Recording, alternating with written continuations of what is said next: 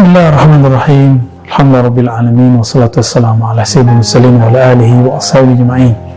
Amma ba'du, sahabat yang makan Allah. Suatu kali Nabi SAW bersabda, Man ra'ani fil manam faqad ra'ani. Siapa yang bermimpi bertemu aku dalam tidurnya, dia benar-benar melihatku. Dalam riwayat yang kedua, faqad ra'al haq. Dia melihat al-haq. Al-haq berarti real. Dalam riwayat yang ketiga, fasayarani yaqzatan. Orang yang bermimpi ketemu aku, dia akan melihatku dalam keadaan jaga. Dan yang keempat, faka'annama ra'ani. Seakan-akan dia betul-betul melihatku. Semua riwayat ini sahih, ada di Bukhari, ada di Muslim, ada di Tirmizi, dan riwayat imam-imam yang lain. Saling menguatkan, saling menjelaskan.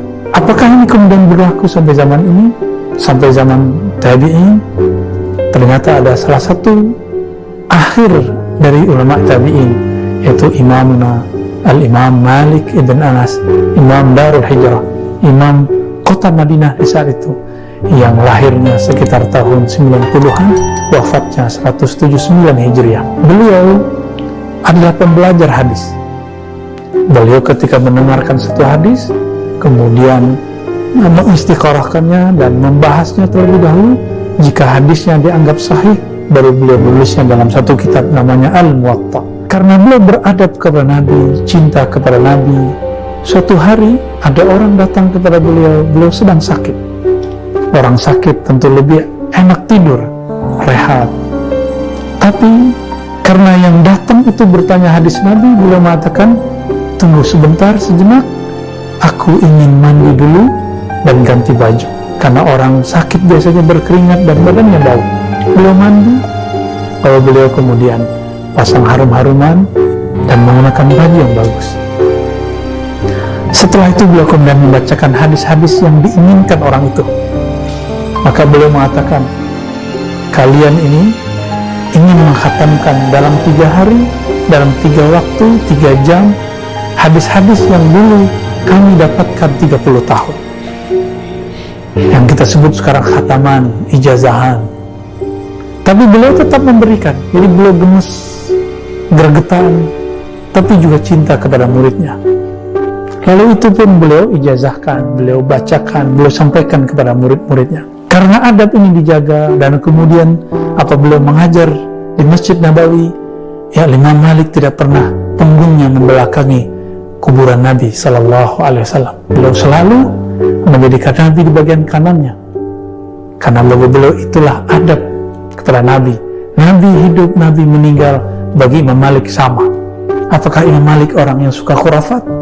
Apakah Imam Malik seorang kuburiyun? Jika kuburiyun itu artinya yang menghormati, mencintai yang di dalam kubur bernama Sayyidina Muhammad, maka beliaulah Sayyidul Kuburiyin. Beliau adalah pemimpin kuburiyun. Teman-teman yang dimuliakan Allah, karena kecintaan Imam Malik kepada sosok yang dikubur di situ, maka Allah memberikan kemuliaan kepada beliau, mubasyarat, kabar gembira yang masuk ke alam bawah sadar beliau. Apa kata Imam Malik, diriwayatkan oleh Imam Abu Nuaim juga dalam kitab Hilyatul Awliya, ma bittu laylan illa wa ra'aitu an-nabiyya sallallahu alaihi wasallam fil manam, ya, illa wa ra'aitu an-nabiy sallallahu alaihi wasallam. Tidaklah aku tertidur malam hari, melainkan aku memandang ke bawah wajah Nabi sallallahu alaihi wasallam. Tidaklah aku terlelap sesaat, melainkan aku melihat wajah Nabi sallallahu alaihi wasallam. Begitu cintanya kepada Nabi, sehingga dalam tidur pun tidak ada dia tidur kecuali dia memandang kepada wajah Nabi sallallahu alaihi wasallam. Maka sahabat-sahabat yang makan Allah, jika ada hari ini orang yang setiap malamnya merasa dipandang Nabi, itu sangat mungkin.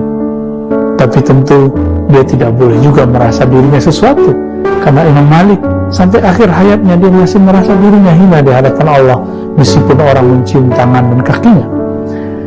Sahabat-sahabat yang makan Allah, inilah Imam Malik yang dia mencintai Nabi, menghormati Nabi, kuburan Nabi, menghormati simbol-simbol Nabi. Jika kita tidak punya semua itu, kita masih punya hadis Nabi. Mungkin di antara kita ada yang menyimpan rambut Nabi. Hormati itu, Allah akan muliakan kita bertemu sang punya rambut, sang punya hadis, sumber hadis-hadis mulia Sayyidina Nabi Sallallahu Alaihi Wasallam. Semoga Allah memberikan mimpi indah ini kepada setiap para pecinta, setiap perindu Nabi Sallallahu Alaihi Wasallam. Assalamualaikum warahmatullahi wabarakatuh.